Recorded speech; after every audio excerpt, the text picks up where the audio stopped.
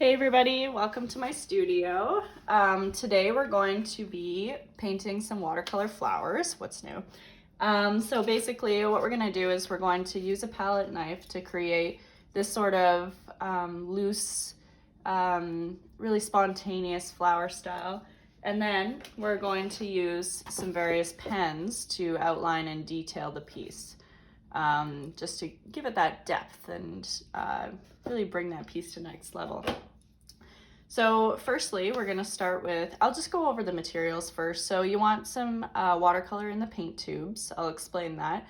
I'm using Holbein, or is it Holbein? I'm not really sure how to pronounce this brand, but these are super like vibrant colors, really pretty brand of watercolors, and well worth the money. They last forever. I've had this tube for like a year and I use it on everything. So I'm using marine blue and mineral violet, a really beautiful Japanese brand of watercolor. And then I've got a few different pens. So I'm using just a black Sharpie, gold Uniball, which I got at Staples, and a white Jelly Roll paintbrush. Sorry, you have to excuse my cat in the background. She's just like zooming around the house. I opened up the window and now she's just gone buck wild. So if you hear some scuffling, it's just my cat losing her shit. You'll also want like a palette knife. You can use pretty much, I mean, anything will do. You can even use like a butter knife if you don't have a palette knife, quite honestly. We're just using it to just apply the paint onto the paper. And then just a couple different sizes of watercolor brushes. I like these hake brushes, these goat hair brushes. They fill with water and they hold water really nicely without dripping everywhere. And yeah, they're cheap. I mean, I got this for like $4 at my craft store. So it's just like a goat hair calligraphy brush, Chinese calligraphy brush, and then these two hake goat hair brushes. And they get the job done. I mean, you can go fancy too. I've got like a pointed sable brush, which is nice, you know, for details and stuff, but I'm cheap and I like to use cheap materials because why not? So let's just dive right in, I guess. We'll get started. This is just, honestly, this is just some, what's the brand? Oh shoot, it's got a blue. I'll put it in my comments below, but, this is just like craft level watercolor paper. I'm not using arches or anything like that. We're not using very much water with our piece, so you don't really need to go super high quality paper. And if it starts to wrinkle at all, we can flatten it out after the fact, which I'll go over in another video. So let's just get started. I'm gonna start with the marine blue, and we're just going to put it directly onto my little palette knife here. You don't need much, like, I don't know if you can see that, but it's really not very much at all. And again, this paint is so highly pigmented that you don't really have to worry about using too little. So we're just gonna kind of start over here and just like create a shape. Nothing too crazy, nothing too structured. You know me. Well, maybe you don't, but you will know me. And I don't like structure. I like, there is structure in composition, but I like to wing it 90% of the time. There we go. Very cool. And then I'm going to use this mineral violet to kind of mix with the marine blue and create some shadows. Gorgeous combination of colors. So I'm going to put it over top of some of the marine and then on its own a little bit too, so that you can get some of that. Cool. Always cap your watercolors or else they will dry up and your beautiful brand of watercolor will be sad.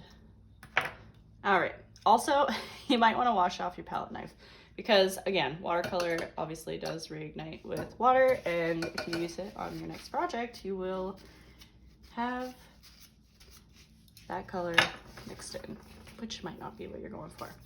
Okay, so now we're just going to take some water. I'm going to use this Chinese calligraphy brush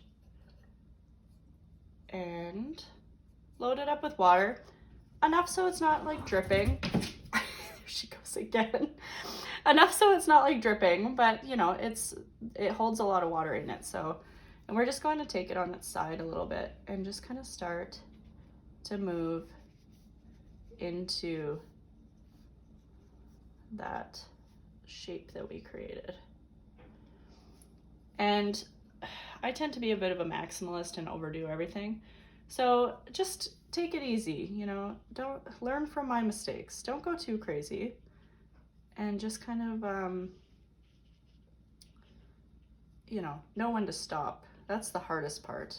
I never know when to stop because I just want to keep seeing that beautiful color. Okay, that's kind of interesting. And then we're just gonna pull it down to create like a branch, or a stem. Wow, you can tell I know nothing about flowers.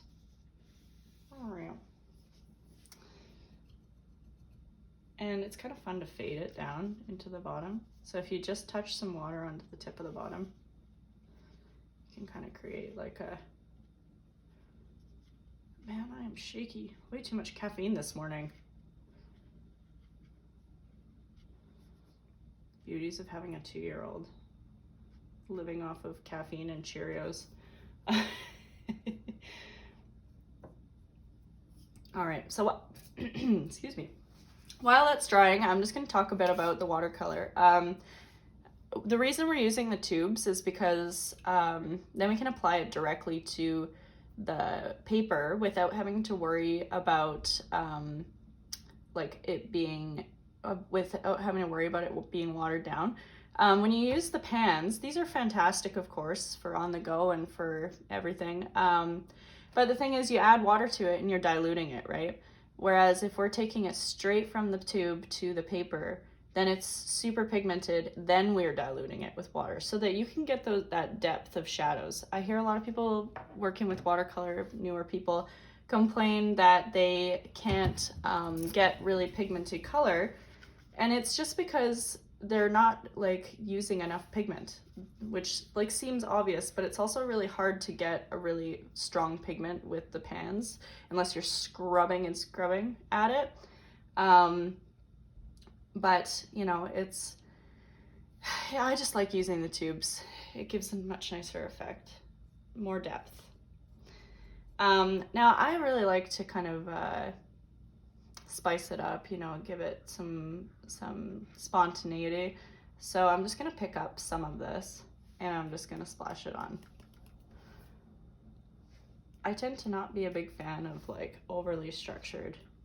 And when it starts to look structured, I just throw some paint on there and see how it goes. It's also fun if you want to take kind of an opposite color of the spectrum and splash that on there to give it some dynamic interest. Maybe do a couple big splotches.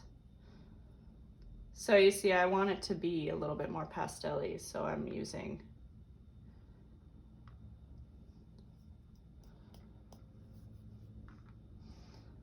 there we go. Beautiful. Okay, so I'm just gonna let this dry and then I will come back and we can start to look at how we want to rework this and if we want to do more layers or if we want to just move straight to the pens. I never really like to decide until it's dry because when it's wet, it sometimes looks a lot different. So we'll come back to this in a minute. Okay, so I was looking at this just a minute ago and it's still drying. I lied to you, I'm back earlier. I kind of want to see like a little bit of a lighter color. I think it's too dark. So I'm just gonna expand this. I'm using my small brush just to scrub out the lines. You see how there was kind of a line there? If it's still a little bit wet, you can use your brush to kind of scrub out the lines and the boundaries. Because I kind of think I'd like to see this flower just a little bit bigger and then also have more balance between the light and dark. And we're gonna do it on this side too. Just kind of have it, because there's a lot of shadow And I want to see more of this beautiful marine blue. And maybe get some more of that purple down the bottom. Ah, gorgeous.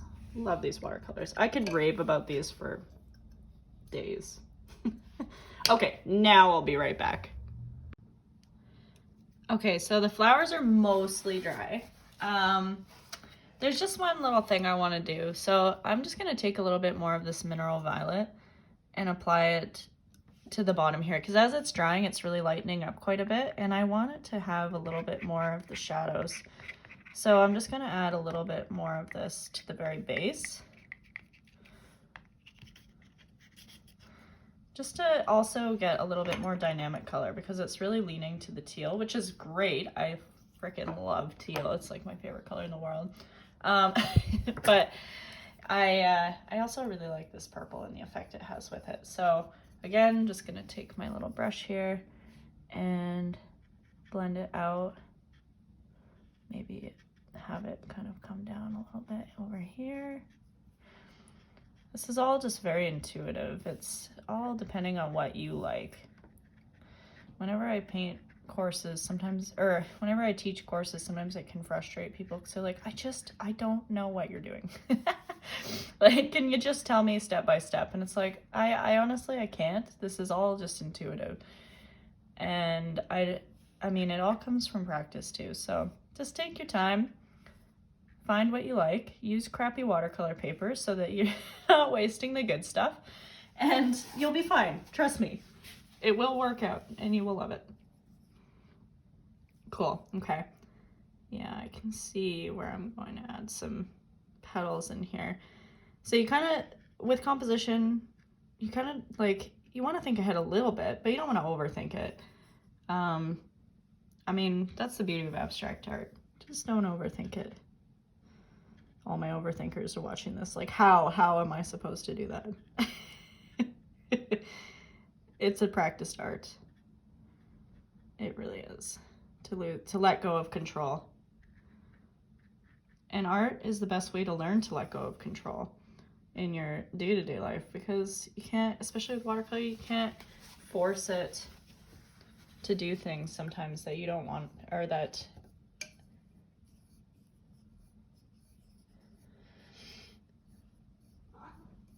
using watercolors, abstract watercolor is a really great way to learn how to let go of control a little bit and just kind of let things flow. All my type A's out there are like, what? I can't do that. You'll learn. Okay, so we got some pooling going on here. I'm just going to flow that down so it covers that weird little white spot that's happening. And I'm just using a very dirty tissue to pick it up a little bit. Paper towel has an interesting texture, and as it's drying, especially when it's like almost dry, you can get some really neat kind of textures in your paint using it, if you're into that. Okay, there. I'm satisfied with the depth of those shadows now. We've got some really nice deep spots coming in. It's going to create some dynamic colors here. So now I'm going to let it dry again fully, and then we'll go into the pens. Okay, I'm back. It's finally dry. Only an artist enjoys watching paint dry. So now we're going to start detailing. I'm going to use my Sharpie, courtesy of the dollar store, very bougie. Pretty basic stuff. This is a permanent pen, but you don't have to use a permanent pen, because what we're doing, typically people do line and wash, where they're drawing an outline and then they're painting and applying water over top of a non-waterproof pen. Obviously it will react to the water. In this case though, because we are using the composition as our base for drawing, you don't have to worry about what kind of pen you have, unless you intend on also going over it again with water, with some sort of watercolor or water. So yeah, I just like to use these Sharpies because they're a nice fine point. The point is consistent, and they're hella cheap. After that, we're going to be using a gold pen. This is Uniball. I got it at Staples. Again, you can also use, well, you know, just use like a gel pen, like a metallic gel pen, because if you use like an acrylic pen, you'll find that the paper absorbs the water content of the acrylic, and I find that acrylic pens seem to have like a lot of water content in them, so it really dulls the color. Same with these white jelly roll pens. These guys are pretty much the only white pen I've found to be able to use on top of watercolor paper. I've tried Posca, I've tried Molotow, all sorts of different types of like paint pens. And the jelly pens just are the best performers I've found. I use a size 10 because I find the smaller sizes are just a little too thin.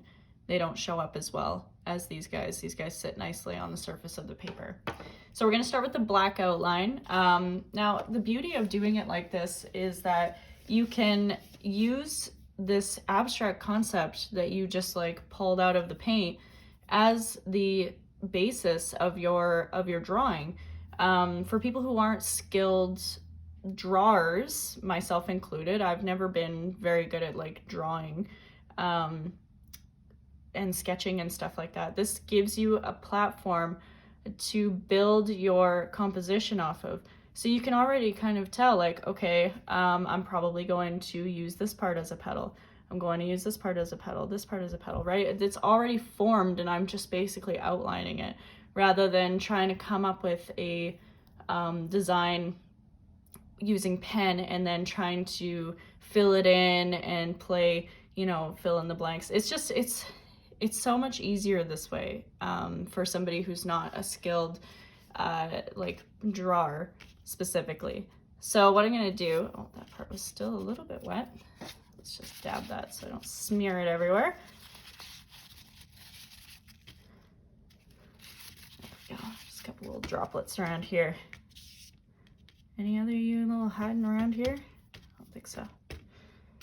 Okay, there we go. Oh, one more thing.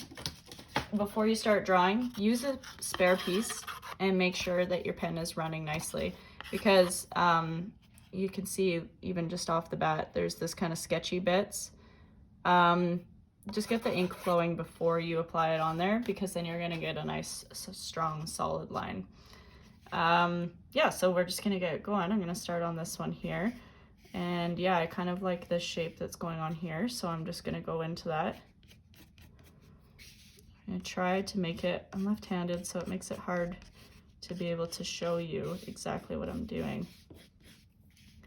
As you can see, the pen doesn't show up very well through this dark section, but that's why we're gonna use the gold after. And yeah, I mean, I'm just kind of adding lines in where I want to see some detail. And I mean, again, you can definitely use a reference photo if you're a bit of a perfectionist and you like structure. You know, there are people out there like that. I don't understand you, but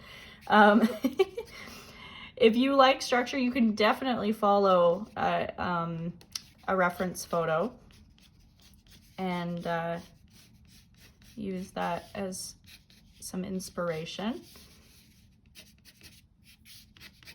Another thing to remember as well is that where your light source is coming from. In this, the light source is coming this way, so I want the least line work to be on the outskirts where the highlights are, and the most line work to be where the dark parts are, because that's just how the world is. Frankly, not sure what else to say there. Usually there's kind of a little bit of a bud. Just gonna drag that line right down through there. And I mean, you can do some pointillism stuff. Lots of different ways that you can stylize your piece. I really like putting dots in the base of the flower because it's tends to be kind of where the pollen is. And I don't know, pollen's kind of dotty in my mind, I guess. Very technical. I swear I'm a professional, guys. Cool. Okay. You know, I'm just gonna add a couple more details over here. There we go. Nice. I don't want to overdo it. Sometimes it's good to just do less, sit on it, and then come back to it if you decide that you want more. So over here, I'm just gonna go for it. Just go for it. Give her. You're Canadian. Give her.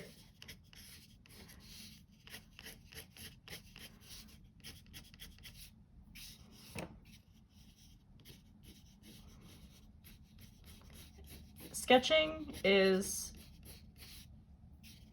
it's a bit of an art in itself. You really have to kind of practice sometimes. What I like to do is I like to do small, short, brisk strokes, really quick,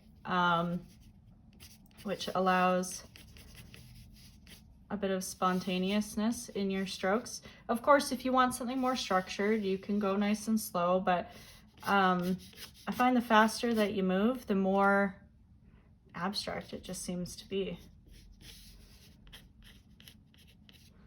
All right, cool. I like it.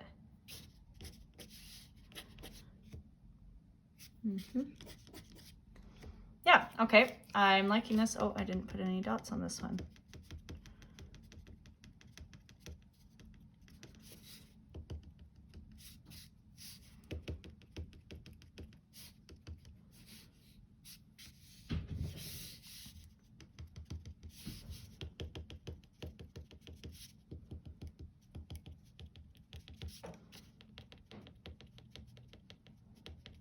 Pointillism is like strangely meditative. If you are ever like really stressed out, I don't know, maybe it stresses some people out, but I find it just like really alluring.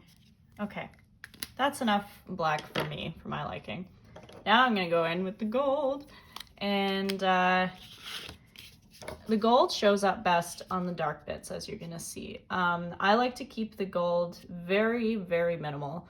It's so easy to overwhelm a piece. I mean, if you look at this other piece that I did, it's literally like 4 lines, maybe, and it's super simplistic, right? It's meant to be a highlighter. It's not meant to be, well, I mean, you can do whatever the hell you want, of course. But for me, personally, I like it to be the star of the show, you know? And you always save the star of the show for the end, the best part, the goodies.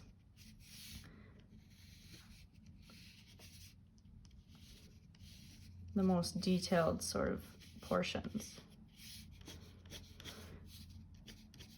And I'm just kind of going in the same pattern as where I put my black lines.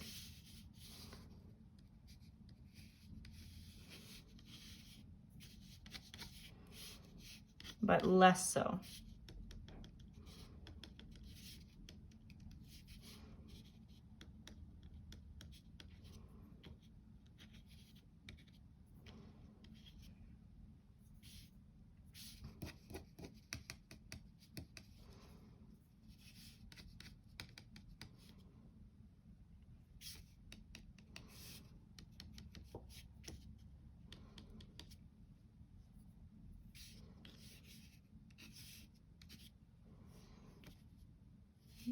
Beautiful.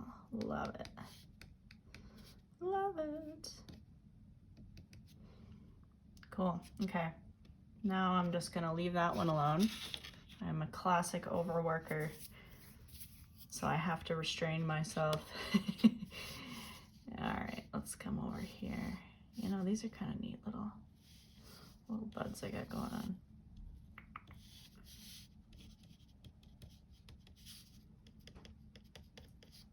I tend to like to make it the closest petals, because I mean, when you look at a photo, right, like the things that are closer are more in focus and that's, I don't know, that's, I guess that's pretty obvious, but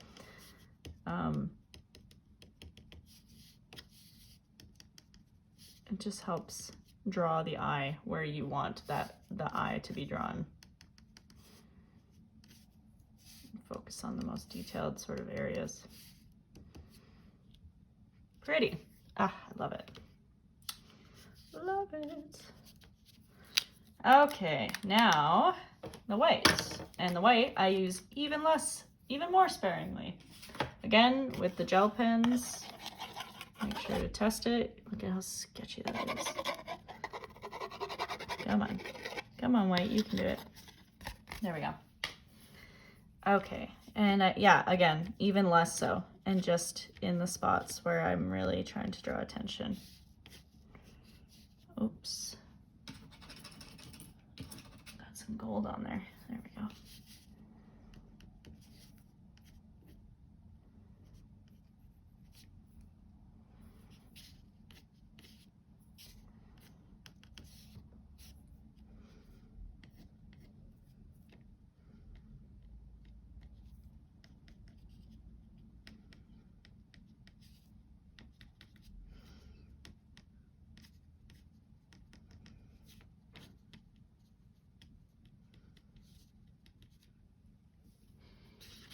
Oops. Pretty. Ah, I love them. Now, another thing that I kind of like to do is, this composition is just like very, I don't know how I manage this, but these two dots matching these two, it just bothers me. It's too perfect. It's just too, I don't know. So I'm gonna make these guys into some little buds. Hopefully it works. If it doesn't, well, that sucks, but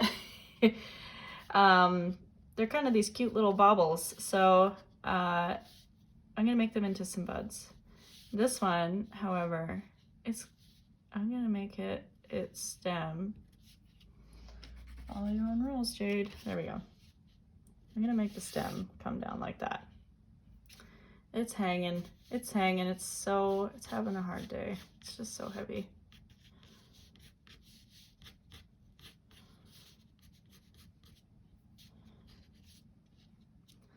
And this one, I'm gonna have it come this way.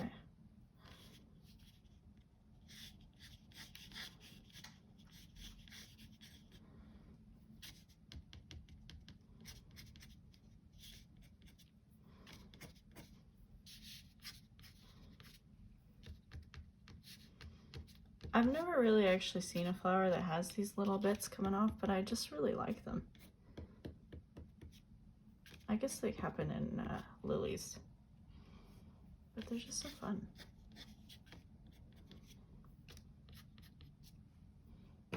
Cool. And because they're lighter, I do a little bit more detail. And yeah, we'll just do one little line on them. A couple little dots, nothing too crazy because you can't really see it on the lighter bits anyway. Cool.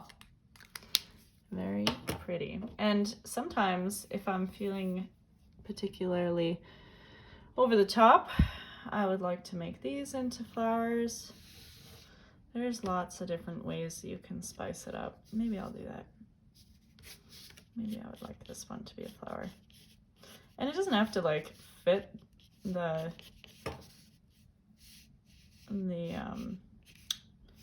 splotch perfectly, right? I mean, it just kind of has this neat effect where when you sketch it on there, it just seems to work.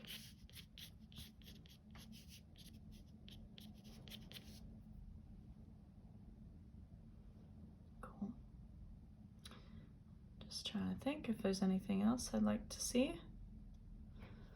Maybe this one, just to create some balance.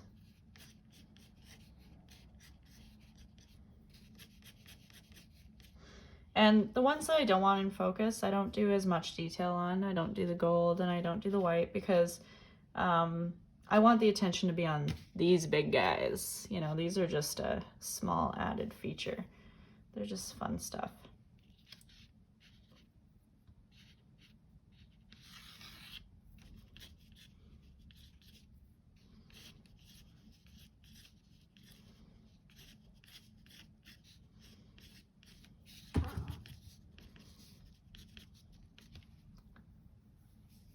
cute. Love it. Maybe I'll do one more little guy over here. He just wants to grow. Pretty. Love it. So, yeah, don't forget to sign your work when you're done, so everybody knows who the artist is. And yeah, frankly, I would mat and, well, first I'll flatten it. Watch my video on flattening watercolor paper, because it is low quality paper, so it is a little bit wrinkled from the water on it. But once I flatten it, it will be perfect. Then I will mat it, frame it, and sell it. And, or put it on my wall, depending how much I love it. I hope you enjoyed my video. Stay tuned. I'll be posting another one next week. And yeah, enjoy your weekend. Happy Friday, everybody.